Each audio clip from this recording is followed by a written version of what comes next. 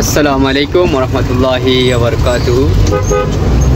প্রিয় ভাই এবং বন্ধুগণ, আজকে আমাদের সফর হচ্ছে সাতকানি উপজেলার অন্তর্গত দ্বীপছড়তি।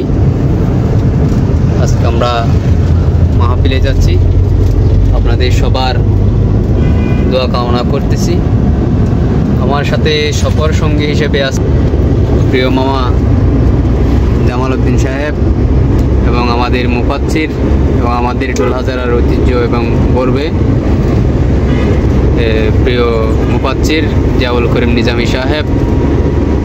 আমাদের সবার জন্য দোয়া করবেন, ইনশাআল্লাহ যেন আল্লাহ তাআলা আমাদেরকে সুস্থভাবে